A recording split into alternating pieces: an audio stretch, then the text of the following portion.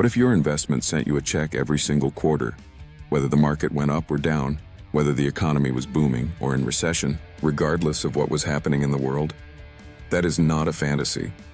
That is exactly what dividends are. And for millions of investors around the world, they represent one of the most reliable and psychologically satisfying forms of investment income ever created. This is week 6 of the Algorithm Investor. Today we are covering dividends, what they are, how they work, whether a dividend investing strategy actually makes financial sense, and the specific dividend investments that most long-term investors should know about. Let us start with the basics. A dividend is a cash payment that a company makes directly to its shareholders, typically every 3 months. Here is how it works. A profitable company earns more money than it needs to reinvest back into growing the business. Rather than sitting on that excess cash, it distributes it to the people who own the company, the shareholders. Every share you own entitles you to a proportional slice of that distribution. If a company pays a $2 annual dividend and you own 100 shares, you receive $200 in cash every year simply for owning those shares. That cash lands directly in your brokerage account. You can spend it, reinvest it, or let it accumulate. But it is yours, generated by the business, paid to you as an owner.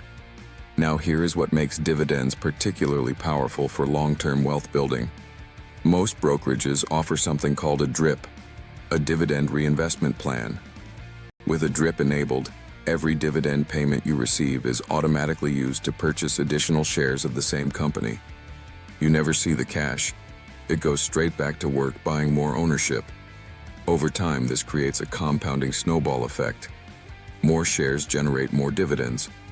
More dividends buy more shares. More shares generate even more dividends. The cycle accelerates over decades in a way that purely price-based investing does not replicate. Let us talk about the numbers that matter when evaluating a dividend investment. The first and most widely quoted is dividend yield. Dividend yield is simply the annual dividend expressed as a percentage of the current share price. If a stock trades at $50 and pays a $2 annual dividend, the yield is 4%. That is the return you receive in cash payments annually relative to what you paid for the share. The average dividend yield of the S&P 500 has historically been around 2% per year. Individual dividend stocks can range from 1% to 10% or higher. But here is something critically important that most beginner investors miss completely. A high dividend yield is not automatically a good thing. Sometimes it is a serious warning sign. If a stock's price has fallen sharply, say from $100 to $50, the yield on the same dividend payment doubles from 2% to 4%. The yield looks attractive, but the price fell because the business is struggling. And a struggling business may be about to cut its dividend entirely. This is called a dividend yield trap. The high yield attracts income investors. Those investors buy. The dividend gets cut. The price falls further. Everyone loses. The metric that matters far more than yield alone is the payout ratio. The payout ratio is the percentage of a company's earnings that it pays out as dividends. A payout ratio of 40 to 60% is generally considered healthy. The company is returning a meaningful portion of earnings to shareholders while retaining enough to reinvest in growth and maintain a buffer if earnings dip temporarily. A payout ratio above 80 to 90% is a warning sign. The company is paying out almost everything it earns. Any decline in business performance and the dividend is at risk. A payout ratio above 100% means the company is paying out more in dividends than it earns. This is unsustainable, and a dividend cut is almost inevitable. The second metric to look at is dividend growth rate. How consistently and how quickly has the company grown its dividend over time? A company that has grown its dividend by 7 to 10% per year for a decade is demonstrating two things simultaneously. First, a business that generates reliably growing profits. Second, management that is committed to returning those profits to shareholders. The most celebrated group of dividend growers are called dividend aristocrats. These are S&P 500 companies that have increased their dividend every single year for at least 25 consecutive years. Companies like Coca-Cola, Johnson & Johnson, Procter & Gamble, and Colgate-Palmolive have paid growing dividends through recessions, financial crises, pandemics, and every other market disruption of the past quarter century. That consistency is not just financially valuable, it is psychologically valuable. When your portfolio is falling in a market crash, receiving a dividend payment is a concrete reminder that the underlying business is still generating real cash. Now let us address the most important strategic question in dividend investing. Should you invest in individual dividend stocks or dividend ETFs? Individual dividend stocks give you more control and potentially higher yields, but they require research, monitoring, and accept concentrated risk. If one company cuts its dividend or fails entirely, your income is directly affected. Dividend ETFs solve this problem through diversification. They hold dozens or hundreds of dividend-paying companies simultaneously.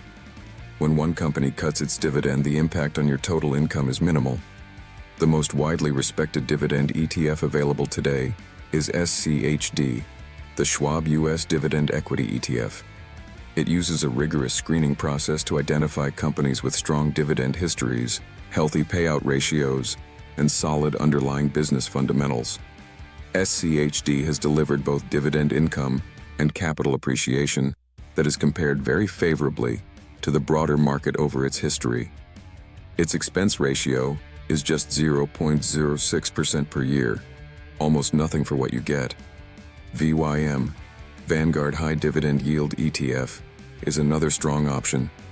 It holds over 400 US companies with above-average dividend yields.